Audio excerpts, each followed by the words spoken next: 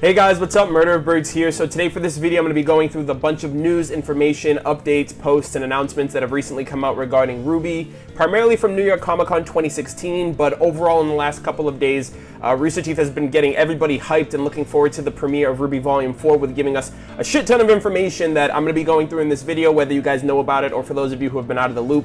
This is all very, very exciting news regarding announcements, things to look forward to between now, the end of the year, next year, and everything like that.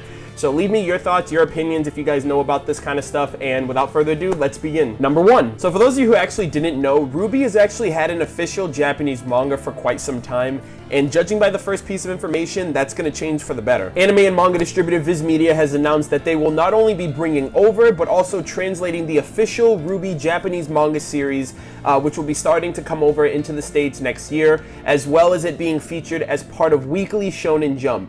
Yes, Weekly Shonen Jump. Now, the scale of an announcement like this is incredible. It is incredible to see RWBY's growth over the last couple of years. It's kind of international, phenomenal blow up, and how it's being taken seriously by all of these kind of companies, and the growth that we've seen over the years of its origins, where it came from as an online web series created by Rooster Teeth, and it being taken on so many different rides all over the world and being adopted into other people's cultures, especially in Japan, where the audience there is loving it. The first 2 volumes are being dubbed, it's having theatrical releases, it's being caught up with the series over time, especially since the Japanese community created this original manga, and now it's being brought over for us and everybody else to enjoy, which I think is pretty cool. And just to think that it's going to be a part of Weekly Shonen Jump. I mean, Shonen Jump was something that I used to get into when I used to watch something like Naruto, or for other people who have seen like One Piece and Bleach, like these top tier, series that everybody in the anime and manga community knows about. And the fact that something like RWBY is going to be a part of that is just so awesome, to be a part of the community and be a part of its growth and development, and to see where it's going.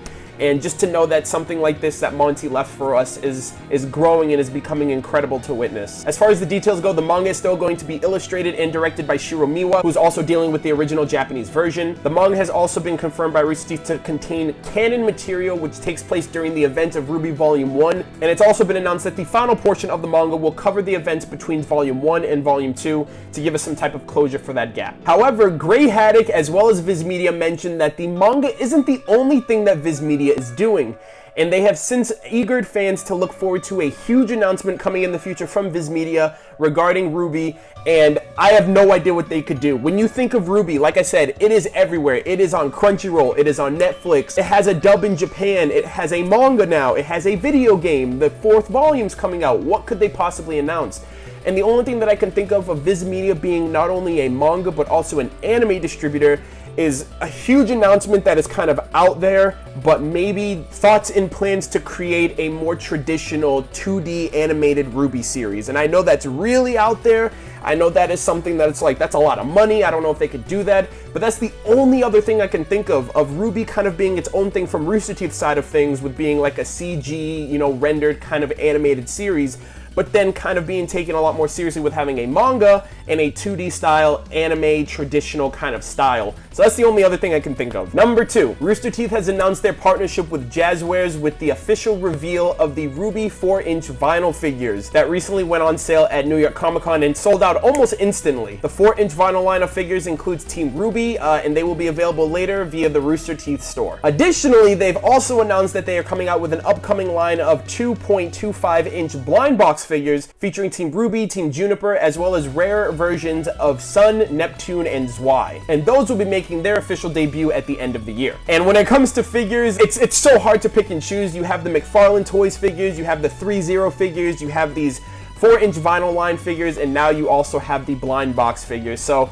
it's kind of crazy that they're stepping up their figure game, and it's kind of getting overwhelming, but it's so great to just see, a variety of different kind of assets when it comes to figures. I'm a big fan of figures myself. I have, the McFarlane figures so far, and I think these are pretty cool. Number 3, the Hot Topic swag is officially continuing to grow. Rooster Teeth had mentioned that they, along with the existing line of exclusive RWBY merch from Hot Topic, we will be getting more new merch and things to look forward to from the partnership of Rooster Teeth and Hot Topic moving forward, so that's another cool thing to look forward to. Number 4, RWBY is getting collectible trading cards. The cards will start off as a Series 1 set and will contain around 114 cards initially, These cards will have a variety of rarities that will also feature screenshots as well as specific quotes from Volume 1. I think this is going to be a super cool way, especially when it comes to conventions and stuff like that. With certain people who are perfectionists or love collectathons and stuff like that, it's going to be a cool way to just be like, hey, do you collect the RWBY cards? To be able to trade back and forth, and the instant thing that I think of is Pokemon. I'm just hoping for that holographic Charizard. Number 5, the RWBY 2017 calendar is available, and you can actually pick it up now. And the timing couldn't be more perfect. I'm pretty sure all of us are currently waiting, counting down the days ever so slowly for RWBY Volume 4,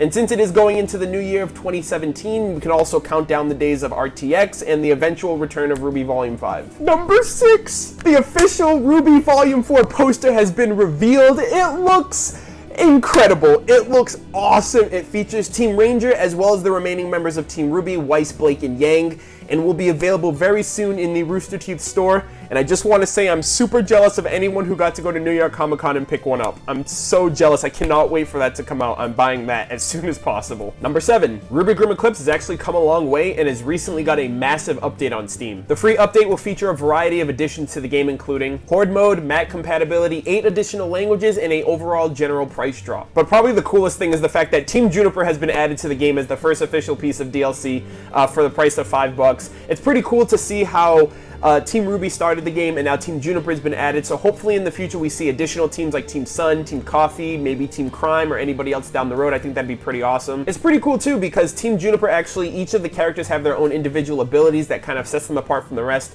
You have Jean being the team leader, who actually has the ability to buff his teammates, and someone like Pyrrha actually can increase her combos and do a lot more damage that way. Ren and Nora's, I don't really understand or know theirs yet, just because I don't have the DLC myself. Basically, the news that has been given to us is that every character is different, every character is unique and dynamic and adds something different to the fray. And I am personally excited about this, but the fact that I don't have a PC yet or a Mac, the fact of any console gamers out there, Rooster Teeth has officially announced that RWBY Grimm Eclipse will be making its way to Xbox One and PS4 this winter season. So excited. I'm also planning on having a PC by the holiday season, so regardless of which one, I am planning to get it on all 3 platforms if anybody wants to play with me. I personally have had RWBY Grimm Eclipse on my computer since it was in early access. However, even on potato settings, my computer's really old and outdated. It's from 2008, and it can't run the game, unfortunately. So I have been doing my best to support the game still with buying the game, with buying the DLC, and just not being able to play it yet. So regardless if I'm able to get it on my upgraded PC or the fact that it comes out on Xbox One or PS4, I'll be able to play it on any one of them, and I'm really, really excited about that. And super, super big shout out to Panic Button, who's helping out with the porting process of Grimm Eclipse onto those consoles. Shout out to you. You guys are awesome. Now, before I get into anything else, I do want to just preface this by saying the following information that I'm going to talk about isn't going to be anything in depth, specifically based on the fact that a lot of the stuff that I will talk about was basically talked about and discussed and showed at the RWBY panel at New York Comic Con. And due to the fact and the nature of exclusive panel showings, these are things that Rooster Teeth shows behind closed doors, if you will, for attendees of these conventions, people who are willing to pay, people who are willing to travel to these conventions to see things before other people, and that's the price you pay. For everybody else, you got to pay in time, and personally, I kind of understand that even more. Going to my first convention, going to RTX for the first time, and actually realizing and having the patience of understanding and knowing that certain things, you pay for those experiences. So unfortunately, I will not be talking about anything like that in depth, and I hope you guys understand. But based on what Rooster Teeth themselves has expressed during the panel for the public, that is what I'm going to be talking about. So at the panel, they actually revealed the RWBY Volume 4 intro, which was a couple of minutes, I think, based on the cutout of the panel stream. But I think it's really awesome. It is featuring Jeff and Casey Lee Williams. They are back for Volume 4, which is awesome, which is great. On top of that, little side note, for those of you who don't know, the RWBY Volume 3 physical soundtrack is actually finally released. It's been almost an entire year since then, but that's actually released. Jeff and Casey have done the intro for the Volume 4 music, and based on what the RWBY panel had mentioned, like Carrie in particular, he mentioned that the opening's theme and message kind of conveys more on the sense of Team RWBY, or basically everybody in the show, and where they're at in terms of their own internal progression and what we can expect of them moving forward.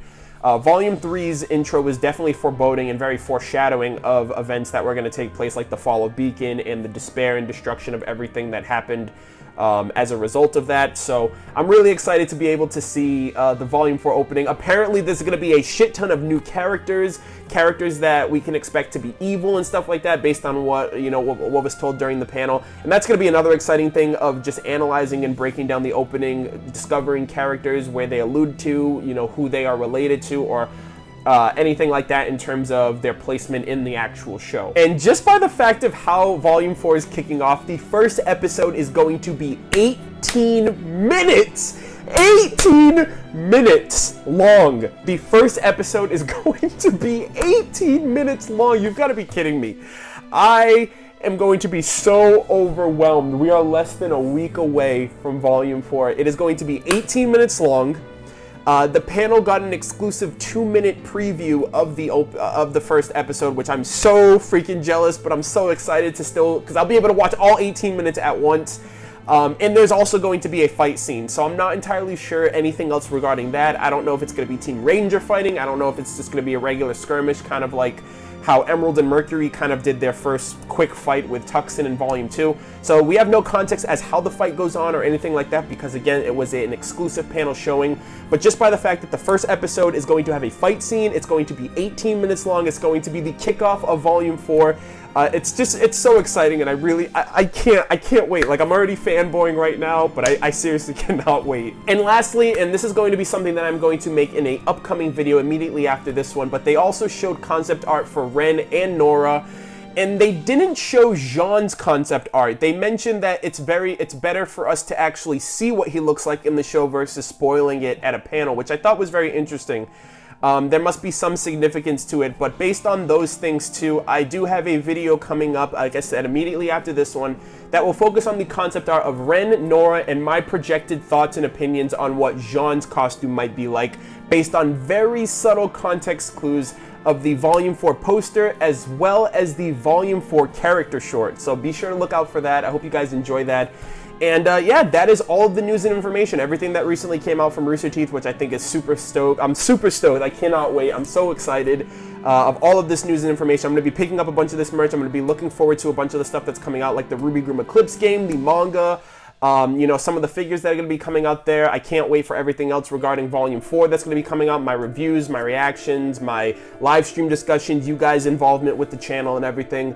And yeah, thank you guys so much for watching. If you guys enjoyed, leave a thumbs up. Let me know what you guys think in the comments, like I mentioned. And I will see you guys very soon for another video, and look forward to Volume 4 with all of you. Thanks a lot. Take care.